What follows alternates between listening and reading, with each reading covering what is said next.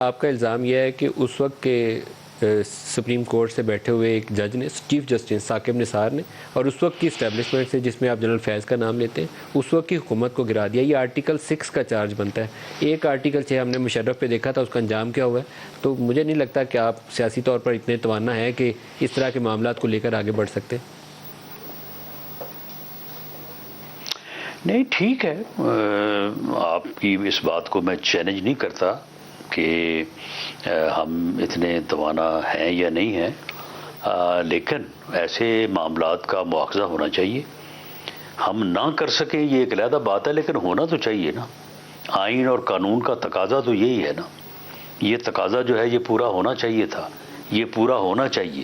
اگر آج کوئی نہیں کر سکتا تو کل کو اس کو پورا ہونا چاہیے، لیکن آئینی اور قانونی تقاضا تو یہی ہے۔ رانا ثناء اللہ صاحب، ایک پنجاب کی صورتحال کی طرف بھی آؤں گا، لیکن پہلے پرٹیکولرلی عمران خان کے متعلق آج ان کی ریلی تھی، لاٹھیاں برسائی گئیں، مجھے درست نہیں لگا۔ سیاسی ماحول میں کبھی بھی ورکرز کے اوپر اٹیک نہیں کرنا چاہیے۔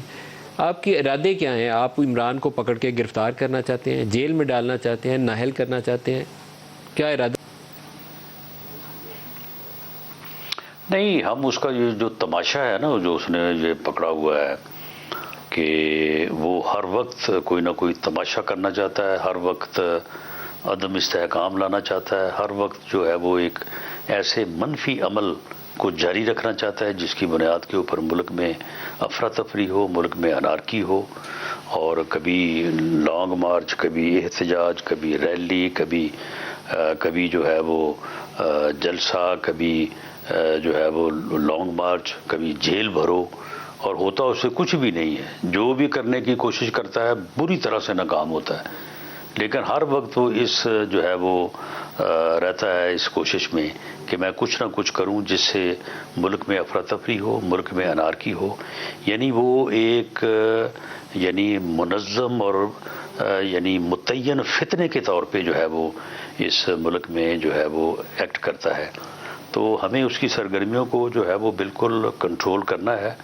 آج جو وہ ریلی نکالنا چاہتا تھا، اس کے جو معاملات ہیں جو صوبائی حکومت نے ہمیں بتایا ہے جب یہ معاملہ چل رہے تھے، تو دیکھیں اسی ایریا میں، جس ایریا سے گزر کے وہ جانا چاہتے تھے داتا صاحب، اسی میں دو ایکٹیویٹیز جو ہے وہ پہلے سے چل رہی تھی۔ اس میں ایک تو عورت مارچ تھا۔ عورت مارچ جو ہے وہ ایک ایسا حساس مارچ ہے، یا اسے حساس بنا دیا گیا ہے کہ اس کی حفاظت جو ہے وہ بہت زیادہ جو ہے وہ ہائی الرٹ پہ کرنی پڑتی ہے کہ کوئی نہ کوئی اس سے جو ہے وہ معاملہ ہو نہ جائے۔ اچھا، اس کے مقابلے میں ایک حیا مارچ ہے، وہ بھی اسی جو ہے وہ علاقے میں ہو رہا تھا۔ اب تیسرا انہوں نے جو ہے وہ اپنا شیطانی مارچ جو ہے اس کا انہوں نے اعلان کر دیا، تو پھر ان کو روکا جانا جو ہے وہ وہاں کی جو صوبائی انتظامیہ ہے انہوں نے اس کو جو ہے وہ مناسب سمجھا۔ اب آپ دیکھیں نا، یہاں اسلام آباد میں یہ دونوں مارچ تھے، حیا مارچ بھی تھا اور یہاں بھی پولیس والوں نے لاٹھیاں برسائی اور باوجود تمام تر سر یہاں پہ بھی لاٹھیاں برسائی ہیں سر، کوئی درست کام نہیں ہوا یہاں پہ کوشش۔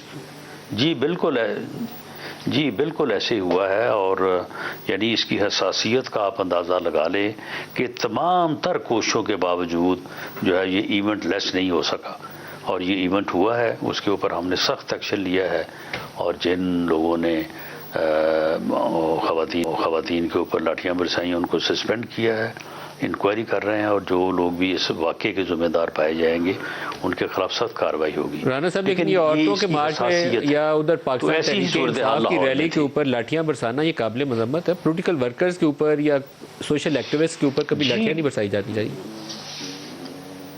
نہیں، یہ اسلام آباد کا واقعہ تو واقعی قابل مذمت ہے۔ اس کا جو عذر وہ پیش کر رہے ہیں وہ عذر اس کو بائی نہیں کیا جا سکتا۔ انہیں پھر بھی اگر انہوں نے ایس پی صاحب کی وردی پہ ہاتھ اٹھایا بھی تھا، یا ان کو انہوں نے جو ہے وہ جس طرح سے وہ کہہ رہے ہیں کہ انہیں جو ہے وہ انہوں نے وردی سے پکڑا، ایسا تھا بھی تو انہیں صبر اور حوصلے کا مظاہرہ کرنا چاہیے تھا۔ لیکن جہاں تک ان کا تعلق ہے جو لاہور میں تھے، تو وہ تو صرف فساد کے لیے نکلنا چاہتے تھے۔